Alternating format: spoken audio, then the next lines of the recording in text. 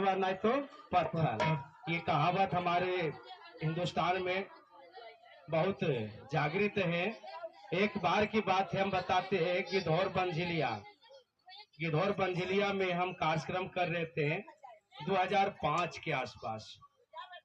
तो हम एक साथी था, बुला के ले गया, पिंटू भैया चर्चा में चलिए। और वहां पर जब चर्चा में गए और चर्चा शुरू हुआ और खिचड़ी महाप्रसादी का प्रबंध किए हुए थे।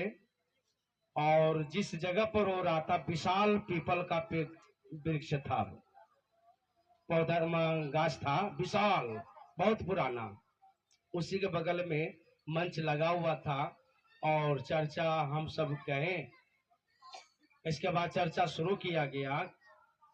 एक आध घंटा 1.5 घंटा जब चर्चा गुरु का चलने के बाद कुछ रात होने लगा। रात्रि प्रोग्राम पहले होता था 7 बजे 8 बजे खत्म होता था उस समय। तो शाम होना चालू हो गया, मतलब अंधेला कुछ हो गया।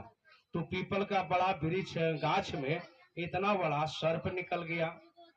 हम मंच पर चर्चा कर रहे थे, उसको मना किए कि भैया उसको आप लाठी लेकर आप साइड कर दीजिए, खेत 2-4 खेत थोड़ा पार कर दीजिए। लेकिन वहां का आदमी समझा नहीं और वो लाठी से पीट दिया और वो मर गया। अब मर गया। जब चले गए, खत्म हो गए, तो जानते हैं ज्यादा नहीं 10 मिनट 20 मिनट इसके बाद देखते हैं क्या, आंधी आ गया, तूफान आ गया, चमकना चालू हो गया। और महाप्रसादी का खिचड़ी का महाप्रसादी बनाए हुए था। इतना बारिश हुआ, इतना बारिश हुआ कि वो महाप्रसादी झोपड़ी तर छिप छिप के प्रसादी खाए। तो गुरु की चर्चा में, गुरु की कार्यक्रम चर्चा, कौन गुरु भाई गुरु बाना कैसे कर रहे हैं नहीं कर रहे हैं, वो सब देखने के लिए आते हैं। इसमें इसलिए इस बात पर जरूर ध्यान दीजिए। कोई भी निकले उनको रास्ता पकड़ा दीजिए, उनको कोई दिक्कत, उनको कोई कष्ट ना हो। और जहां तक ले अब ज्यादा देखते तो भैया कहते हैं ठीक है छोड़ दीजिए।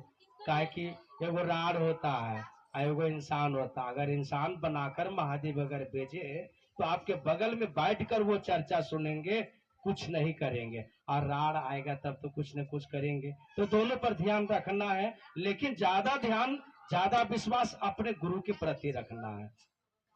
जब अंतिम समय में भागना पड़ता था भागते, लेकिन जब तक ले सांस है तब तक ले कम से कम कोशिश करना चाहिए। महादेव दया करेंगे, महादेव दया करेंगे। और महादेव ऐसे इस तरह इस विश्वास से महादेव दया कर ही देते हैं। ठीक है।